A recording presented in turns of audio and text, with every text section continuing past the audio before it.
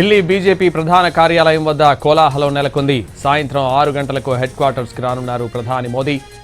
కార్యాలయం ముందు బీజేపీ సంబరాలు చేసుకుంటోంది. బెంగాల్, అసోం, పుదుచ్చేరిలో ఘన విజయాలతో బీజేపీలో ఫుల్ జోష్లో ఉంది.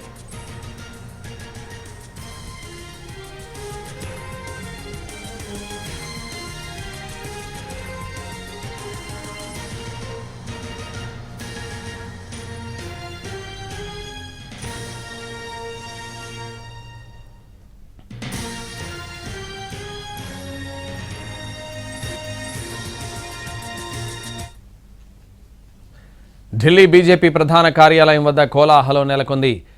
సాయంత్రం 6 గంటలకు హెడ్ క్వార్టర్స్కి రానున్నారు ప్రధాని మోదీ. ఇదే విషయానికి సంబంధించి మరింత సమాచారం ఢిల్లీ నుంచి మా ప్రతినిధి రాజు లైవ్లో అందిస్తారు. రాజు,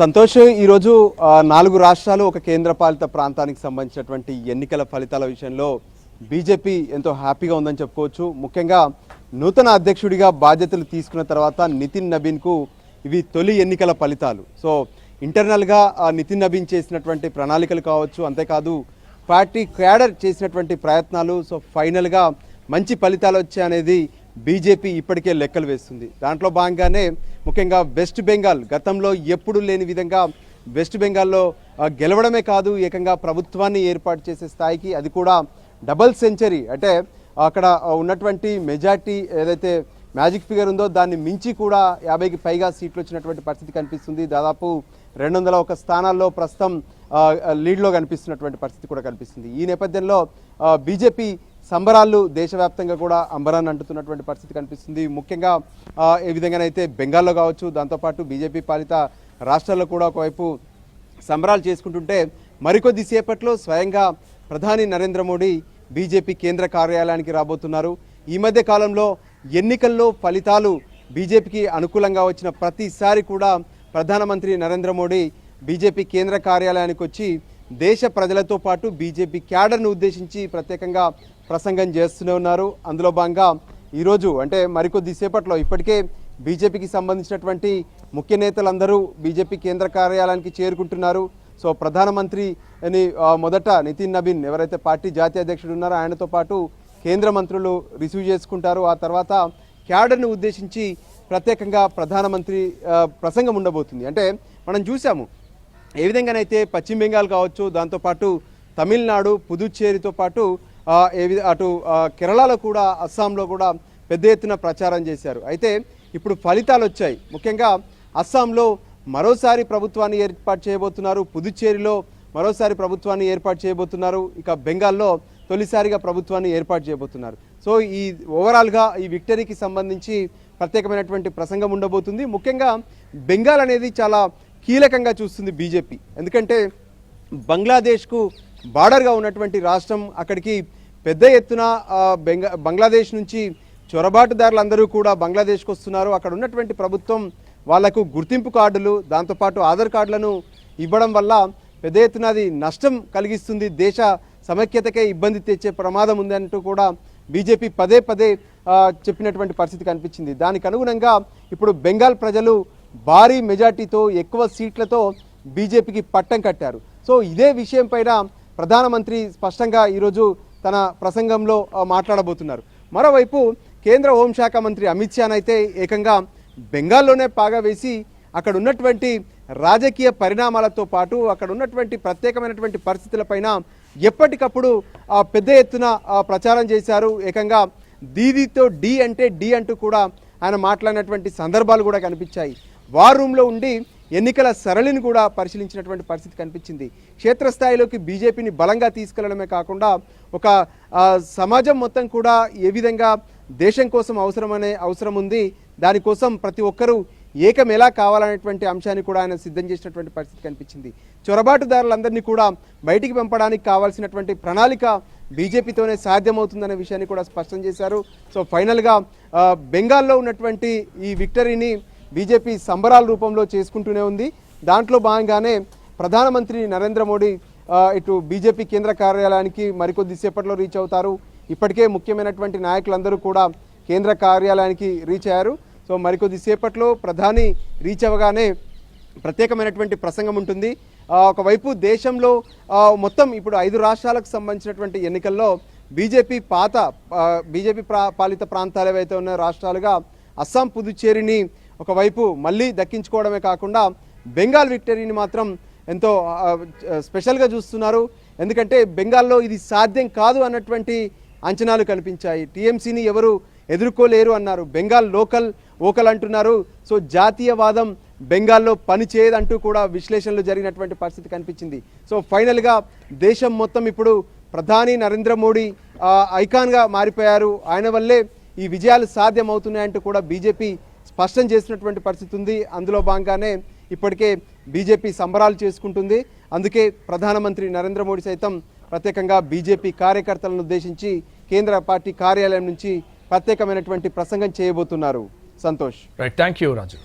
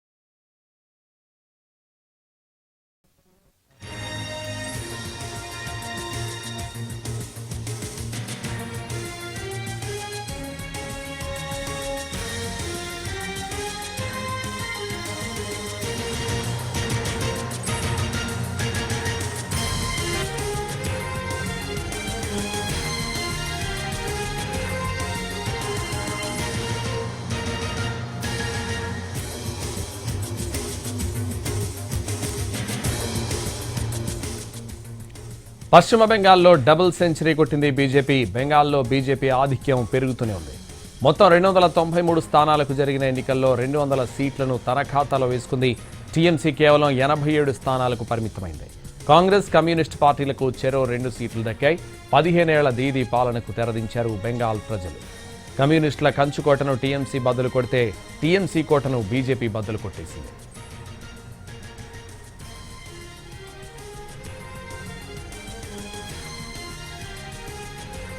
జనసంఘ్ వ్యవస్థాపకుడైన శ్యామాప్రసాద్ ముఖర్జీ సొంత రాష్ట్రం పశ్చిమ బెంగాల్లో తొలిసారి అధికారంలోకి వచ్చింది బీజేపీ.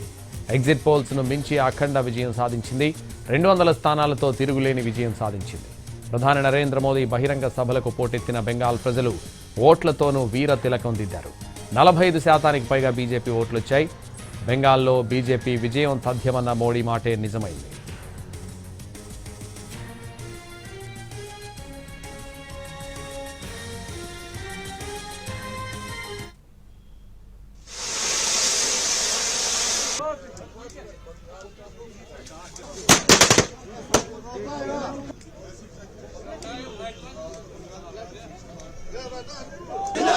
भारतीय जनता पार्टी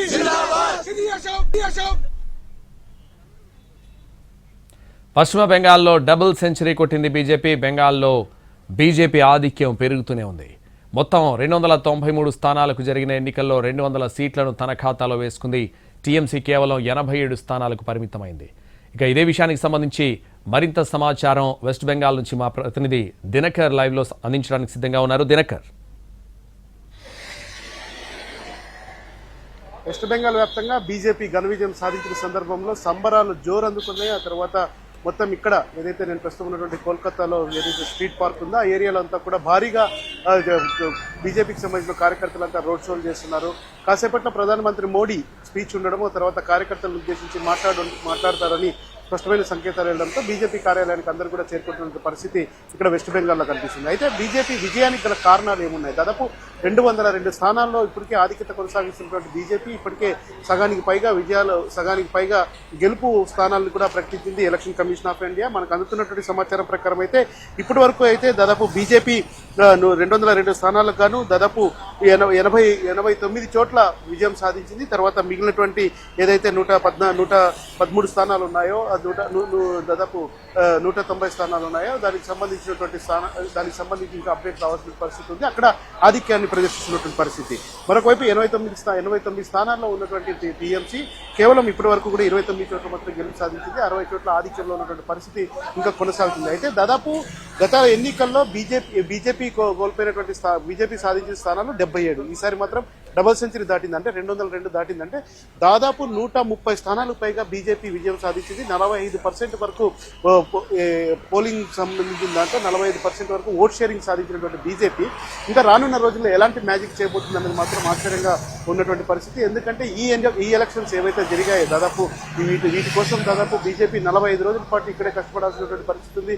ప్రధానమంత్రి మోడీతో పాటు అమిత్ షా కూడా ఇక్కడే దాదాపు 20 రోజుల పాటు మకాం వేసినటువంటి పరిస్థితి. ప్రధానమంత్రి మోడీ 8 నుంచి 10 ర్యాలీలు తర్వాత రోడ్ షోలు కూడా చేసినటువంటి పరిస్థితి ఉంది. సో ఈ సందర్భంలో బీజేపీ చెప్పి మరీ విజయం సాధించింది. మే 4 తర్వాత మనం కోల్కతాలో మరొకసారి కలుద్దామని చెప్పి మోడీ తన చివరి సభలో చెప్పడం జరిగింది. అలాగే అమిత్ షా కూడా బీజేపీని ఇక్కడి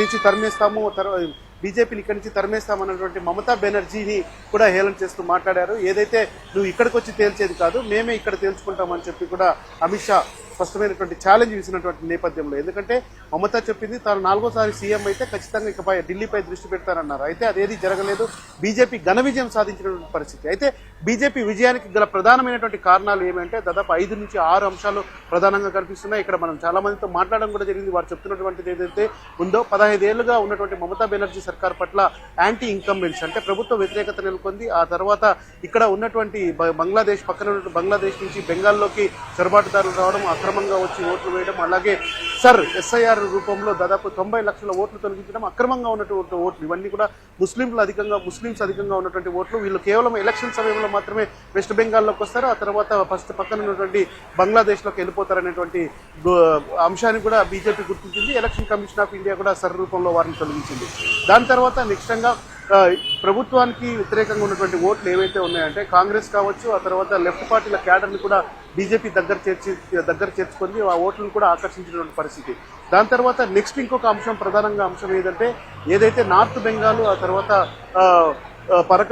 పరకాన్ బెంగాల్ ఏదైతే ఉందో దానికి సంబంధించి జంగల్ బెంగాల్ ఏదైతే ఉందో ఆ ఏరియాలో అంతా కూడా బీజేపీ పూర్తి స్థాయి పట్టు సాధించింది.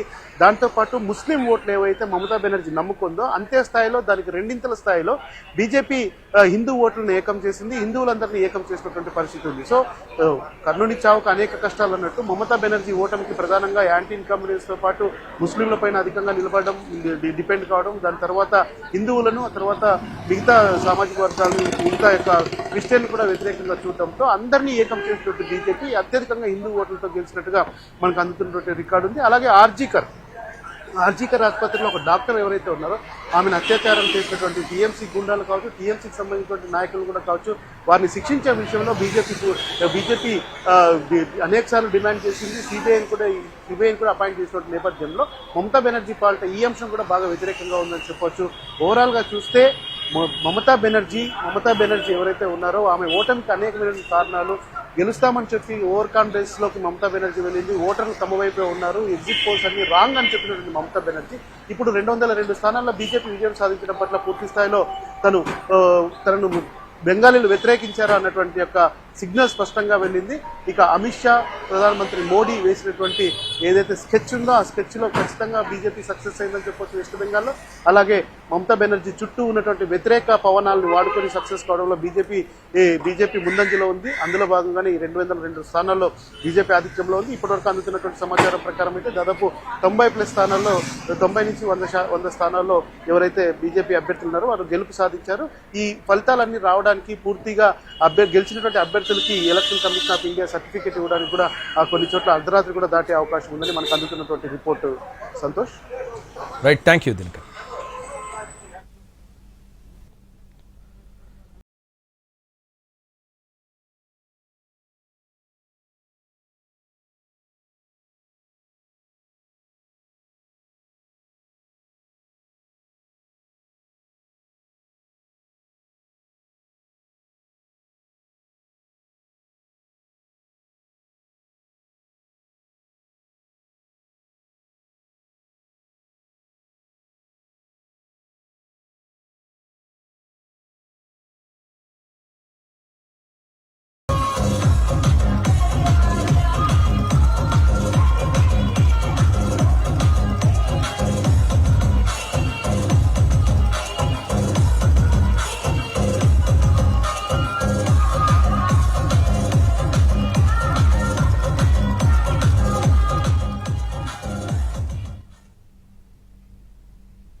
కేరళ అసెంబ్లీ ఎన్నికల్లో కాంగ్రెస్ కూటమి అపూర్వ విజయం సాధించింది. దివంగత సీఎం ఉమెన్ చాందీ తనయుడు చాందీ ఉమెన్ పూతుపల్లి నియోజకవర్గం నుంచి భారీ విజయం సాధించారు. తన ప్రత్యర్థి ఎల్డీఎఫ్ అభ్యర్థి కేఎం రాధాకృష్ణన్పై 52,907 ఓట్ల మెజారిటీతో చాందీ ఉమెన్ విజయం సాధించారు. ఈ సందర్భంగా నాన్న మనమే గెలిచామంటూ ఫేస్బుక్ వేదికగా ఓ ఎమోషనల్ పోస్ట్ పెట్టారు. ఈ పోస్ట్లో తన తండ్రి సమాధి పక్కన నిలబడి ఉన్న ఫోటోను జత చేశారు.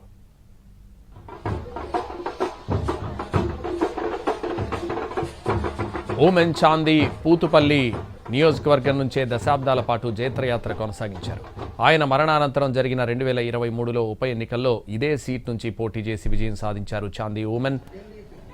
ఇప్పుడు మరోసారి విక్టరీ కొట్టారు. ఎన్నికల ప్రచారంలో భాగంగా ఓటర్లను కలిసేందుకు చాందీ ఉమెన్ సైకిల్పై నియోజకవర్గం అంతా తిరిగారు. ఖర్చులను తగ్గించుకోవాలనే ఉద్దేశంతో ఫ్లెక్సీలు, పోస్టర్లు వేయించారు. 40 ఏళ్ల చాందీ ఉమెన్ ఓటర్లను స్వయంగా కలిసి ఆకట్టుకున్నారు. ప్రచార నిధుల్ని తన నియోజకవర్గంలోని నిరాశ్రయులకు ఇళ్ల కోసం వినియోగిస్తానంటూ ప్రకటించి తండ్రికి తగ్గ తనయుడిగా అందరి ప్రశంసలు అందుకున్నారు.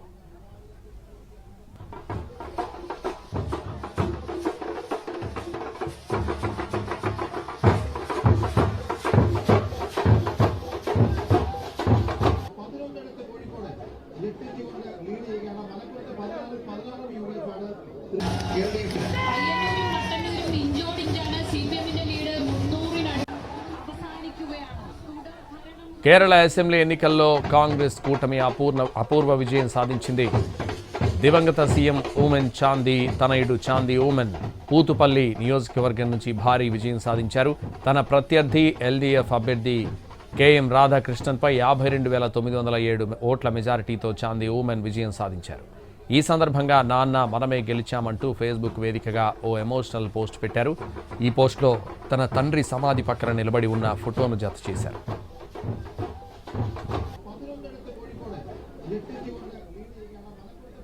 ఉమెన్ చాందీ పూతుపల్లి నియోజకవర్గం నుంచే దశాబ్దాల పాటు జైత్రయాత్ర కొనసాగించారు. ఆయన మరణానంతరం జరిగిన 2023లో ఉప ఎన్నికల్లో ఇదే సీట్ నుంచి పోటీ చేసి విజయం సాధించారు చాందీ ఉమెన్. ఇప్పుడు మరోసారి విక్టరీ కొట్టారు. ఎన్నికల ప్రచారంలో భాగంగా ఓటర్లను కలిసేందుకు చాందీ ఉమెన్ సైకిల్పై నియోజకవర్గం అంతా తిరిగారు. ఖర్చులను తగ్గించుకోవాలనే ఉద్దేశంతో ఫ్లెక్సీలు, పోస్టర్లు వేయించలేదు. 40 ఏళ్ల చాందీ ఉమెన్ ఓటర్లను స్వయంగా కలిసి ఆకట్టుకున్నారు. ప్రచార నిధుల్ని తన నియోజకవర్గంలోని నిరాశ్రయులకు ఇళ్ల కోసం వినియోగిస్తానంటూ ప్రకటించి తండ్రికి తగ్గ తనయుడిగా అందరి ప్రశంసలు అందుకున్నారు.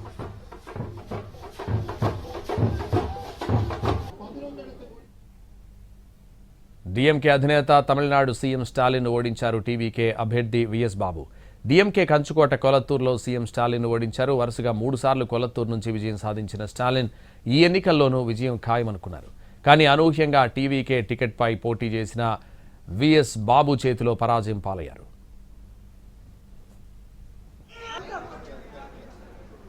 స్టాలిన్పై విజయం సాధించిన విఎస్ బాబు ఒకప్పుడు డిఎంకే నేత. సుదీర్ఘకాలం ఆ పార్టీలో పనిచేశారు. 2006 నుంచి 2011 వరకు పురుషవాకం ఎమ్మెల్యేగా ఉన్నారు. 2011